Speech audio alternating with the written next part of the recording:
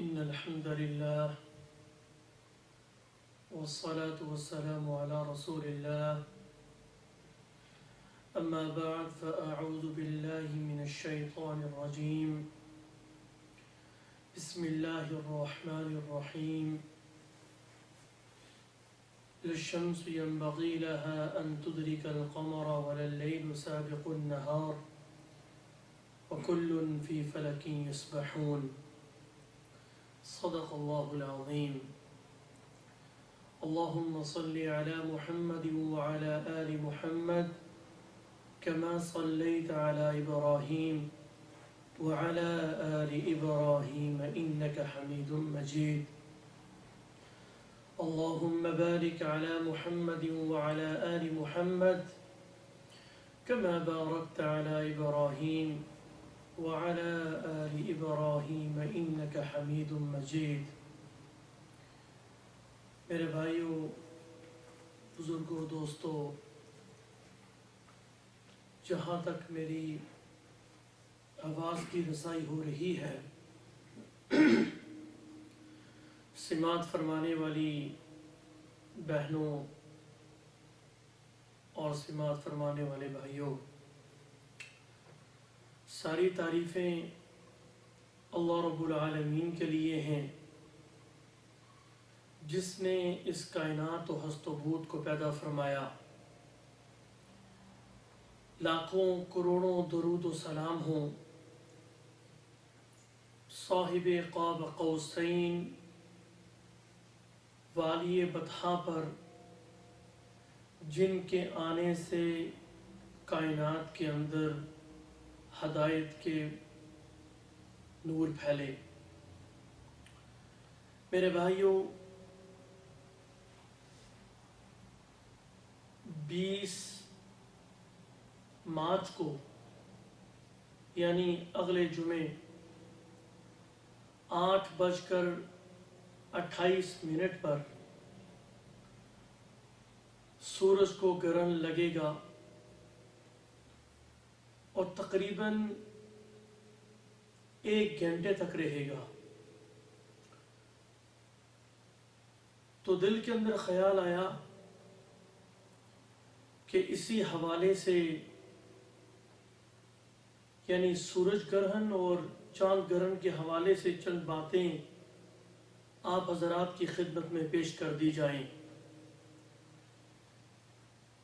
میرے بھائیوں، یہ دنیا، یہ کائنات کی بستی اللہ کی قدرت کی نشانیوں سے بھری ہوئی ہے۔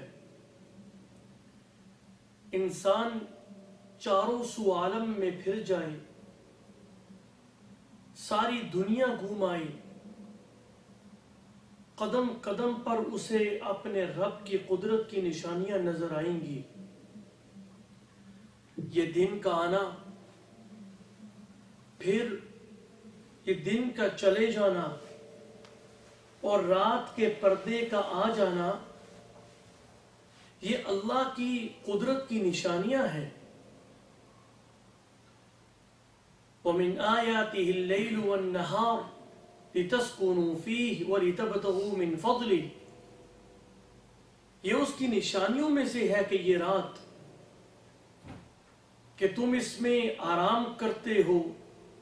اللہ نے رات کو اس لیے بنایا تاکہ تم اس میں آرام کرو، دن کو بنایا تاکہ تم اللہ کا فضل تلاش کرو، حلال رزق کی تلاش کرو۔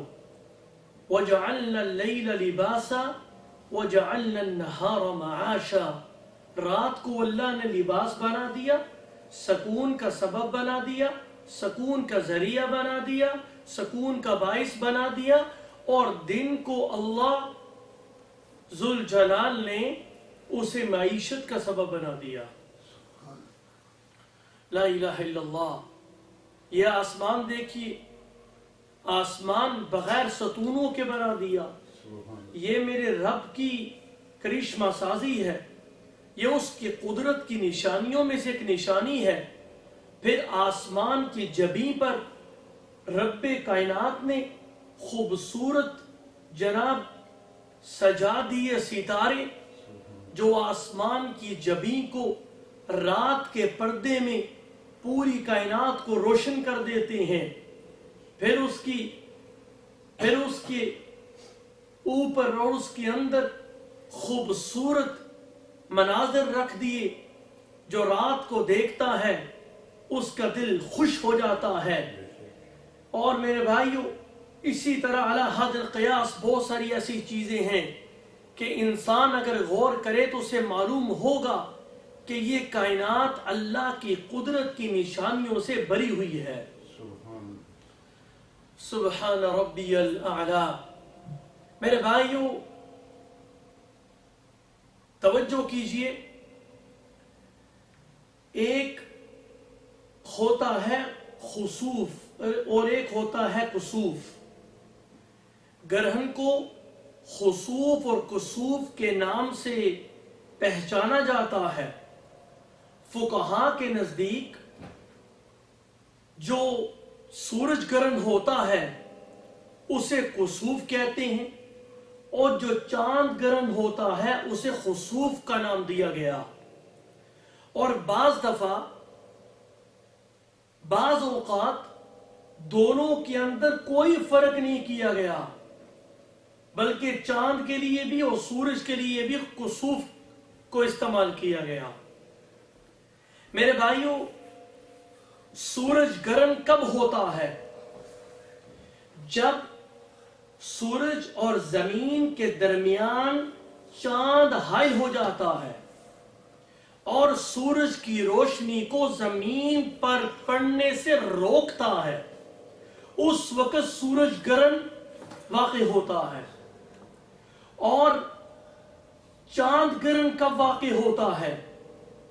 کہ جب زمین سورج اور چاند کے درمیان حائل ہو جاتی ہے اور سورج کی روشنی کو چاند پر پڑنے سے روکتی ہے، اس وقت چاند گرہن واقع ہو جاتا ہے۔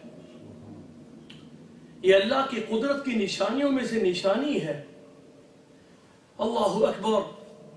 میرے بھائیوں، اس وقت انسان کو حکم دیا گیا کہ جب چاند سورج اور زمین کے درمیان آ جائے اور سورج کی کرنوں کو، سورج کی ضیاء پاشیوں کو زمین پر پہنچنے سے روکے، اس وقت مومنین کو، مسلمان کو یہ حکم دیا گیا کہ وہ اللہ کی طرف رجوع کرے، اپنے گناہوں کی معافی مانگے، استغفار کرے، اللہ کی تسبیح و تحمید کرے، تحلیل کرے۔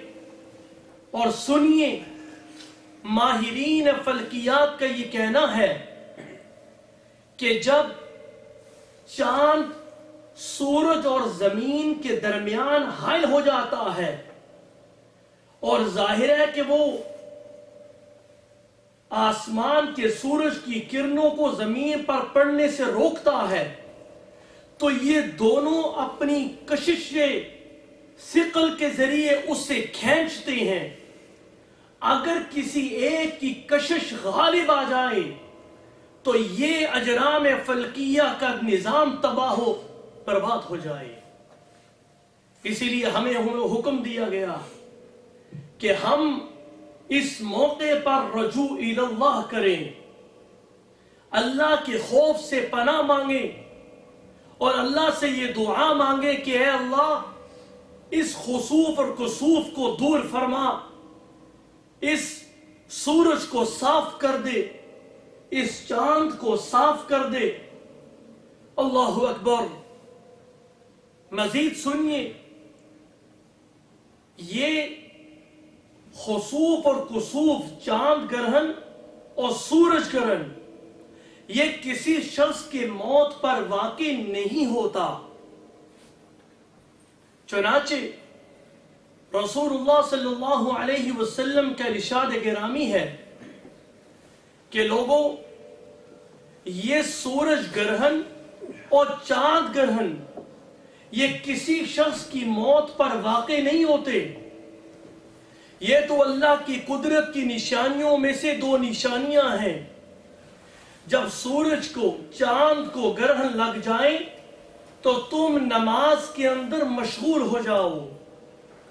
دوسری روایت کے اندر جناب محمد الرسول اللہ صلی اللہ علیہ وسلم نے فرمایا کہ جب سورج گرہن ہو جائے، سورج کو گرہن لگ جائے تو تم نماز کی طرف متوجہ ہو جاؤ.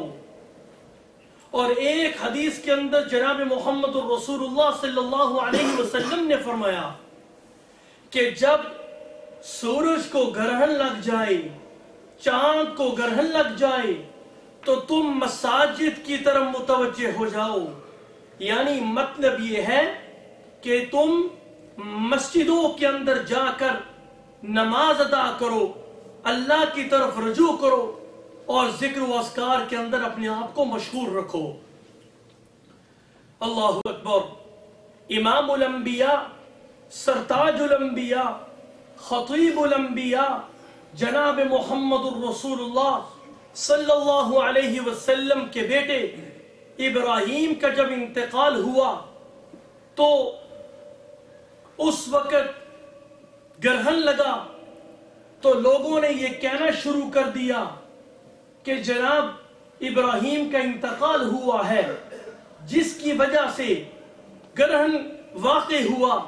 تو رسول اللہ صلی اللہ علیہ وسلم نے اس کی تردید کی اور آپ نے فرمایا کہ یہ کسی کے موت پر واقع نہیں ہوتا، یہ اللہ کی نشانیوں میں سے 2 نشانیاں ہیں. جب یہ واقع ہو جائیں تو تم نماز کی طرف متوجہ ہو. اور ایک روایت کے اندر آتا ہے کہ رسول اللہ صلی اللہ علیہ وسلم نے فرمایا کہ جب چاند کو گرہن لگ جائے، سورج کو گرہن لگ جائے تو تم اللہ کی کثرت کے ساتھ تسبیح کرو، اللہ کی پاکی بیان کرو، اللہ کی تسبیح و تحلیل کے اندر مشغول ہو جاؤ، اللہ کی طرف رجوع کرنا شروع کر دو، نماز کے اندر مشغول ہو جاؤ. اور مزید فرمایا کہ تسبیح و تحلیل کے اندر مشغول ہونے کے ساتھ ساتھ تم صدقہ بھی دو. صدقہ صاحب حیثیت انسان کو دینا چاہیے، اس لیے کہ صدقہ اللہ کے غضب کو دور کرتا ہے، اللہ کی ناراضگی کو دور کرتا ہے.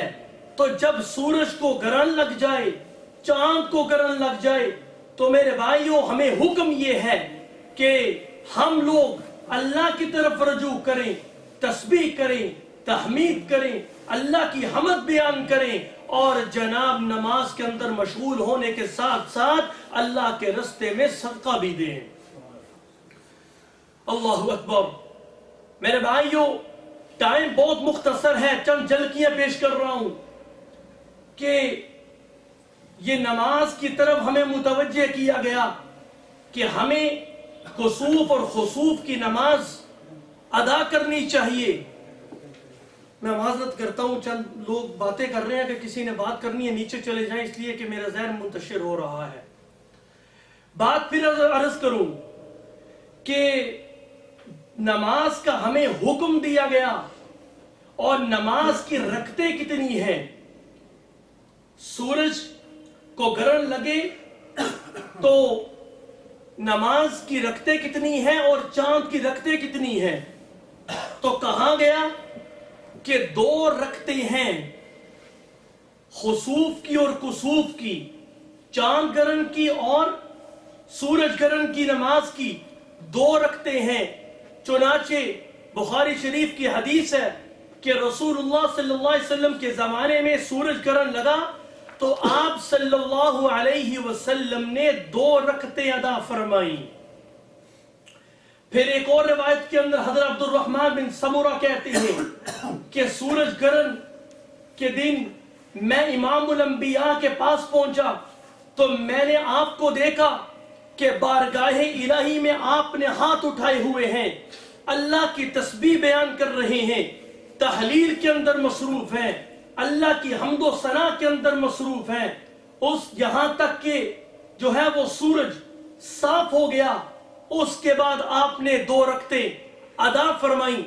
ایک روایت کے اندر آتا ہے کہ رسول اللہ صلی اللہ علیہ وسلم نماز کے اندر ہی ہاتھ اٹھا کر کھڑے تھے، تسبیح و تحلیل کر رہے تھے. تو یہاں سے اس حدیث سے معلوم ہوا کہ نماز کے اندر ہی رسول اللہ صلی اللہ علیہ وسلم نے ہاتھ اٹھائے ہوئے تھے. لیکن اس کا جواب بہت سارے محدثین نے یوں دیا ہے کہ دوسری روایات کے اندر آتا ہے کہ رسول اللہ صلی اللہ علیہ وسلم نے نماز سے پہلے ہاتھ اٹھائے ہوئے تھے. اور یہاں اس کا معنی یہ ہوگا کہ رسول اللہ صلی اللہ علیہ وسلم نماز کی طرح کھڑے تھے اور لوگ صف بصف آپ کے پیچھے کھڑے تھے. تو دیکھنے والے کو یہ گمان ہوا کہ آپ نماز کے اندر تھے. یا لفظ صلاۃ سے مراد دعا ہے کہ رسول اللہ صلی اللہ علیہ وسلم اللہ سے دعائیں کر رہے تھے کہ اے اللہ اس سورج کو صاف کر دے، اے اللہ اس سورج کو صاف کر دے. میرے بھائیوں مزید سنیے، جب انسان نماز ادا کرے کسوف اور خسوف کی تو وہ لمبی نماز ادا کرے، قیام لمبا کرے، سجدہ لمبا کرے اور رکوع لمبا کرے. رسول اللہ صلی اللہ علیہ وسلم نے سورج گرہن کی جو نماز پڑھی ہے اس میں سجدے لمبے کیے ہیں، رکوع لمبے کیے ہیں. صحابی کہتے ہیں کہ میں رسول اللہ صلی اللہ علیہ وسلم کے پاس پہنچا تو سورج کو گرہن لگا تھا. آپ نے نماز جماعت کے ساتھ ادا فرمائی، اتنا لمبا قیام کیا، اتنے لمبے رکوع کیے، اتنے لمبے سجدے کیے. میں نے آپ صلی اللہ علیہ وسلم کو اس طرح نماز ادا کرتے ہوئے کبھی اپنی زندگی میں دیکھا ہی نہیں ہے.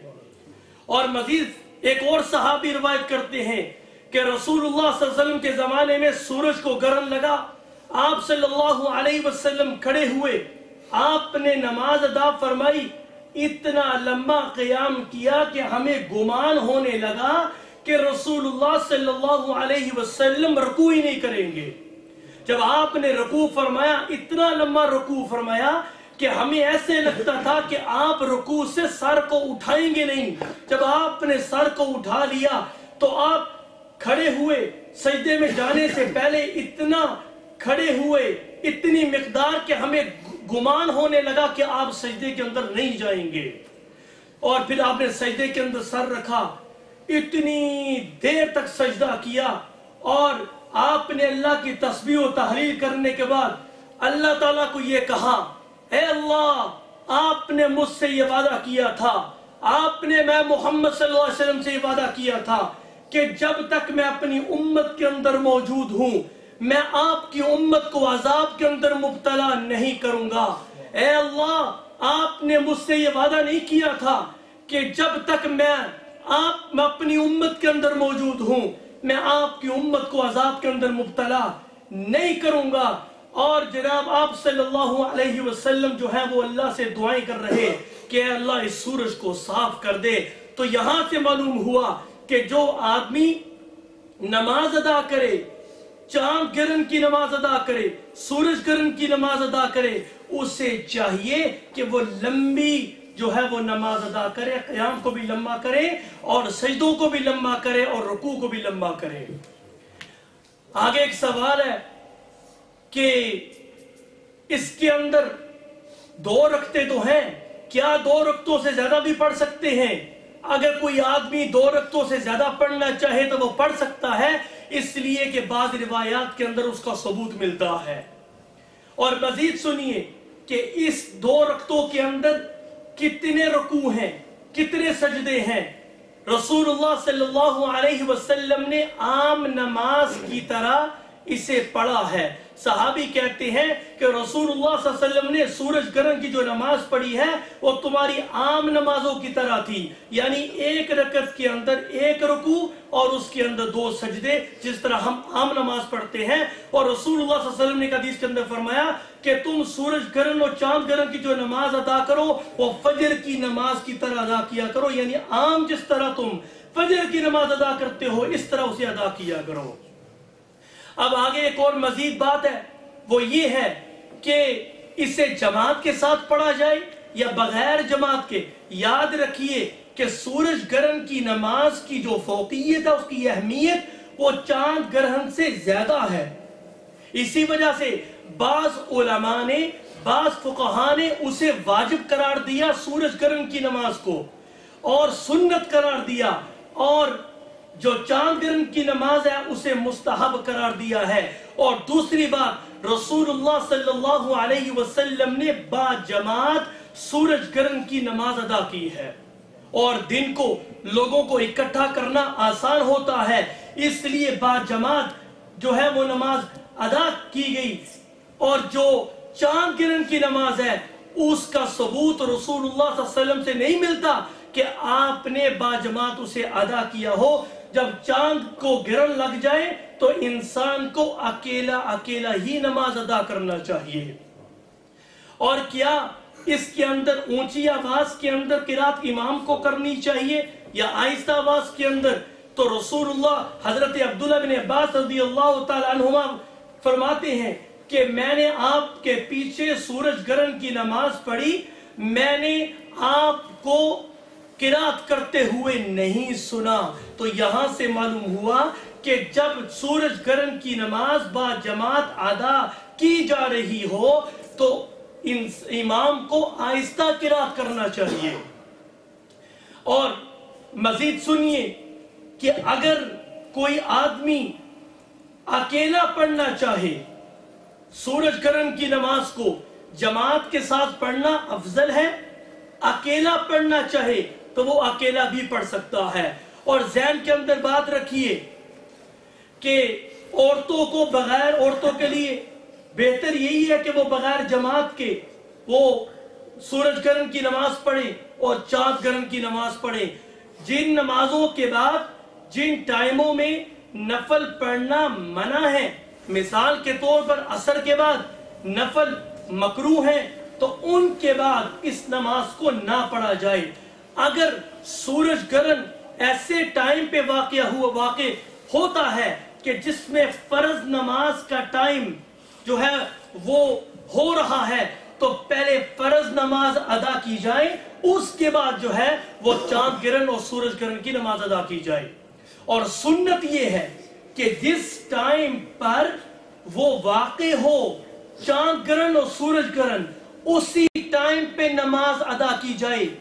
اس سے پہلے ادا کرنا یا سورج گرہن ختم ہونے کے بعد نماز ادا کرنا یہ سنت نہیں ہے. اتنا ٹائم نہیں ہے کہ میں ہر چیز کو یہاں اس نشست کے اندر بیان کروں. اور اس کلام کا خلاصہ یہ ہے, بات کا خلاصہ یہ ہے کہ جناب اگلے جمعے کو یعنی 20 مارچ کو 8:28 پر سورج کو گرہن لگے گا. تقریباً 1 گھنٹے تک یہ رہے گا. جب تک یہ رہے انسان کو ذکر و اذکار اور اللہ کی طرف رجوع کرنا چاہیے, گناہوں کی معافی مانگنی چاہیے, اور اللہ سے یہ دعا کرنی چاہیے کہ اللہ اس سورج کو صاف کر دے, اس سورج کو صاف کر دے, اور اس دن جو ہے اپنی حیثیت کے مطابق انسان کو جو ہے وہ دینا چاہیے صدقہ. اللہ تعالی ہم سب کو عمل کرنے کی توفیق عنایت فرمائے. وآخر دعوانا الحمدللہ رب العالمین.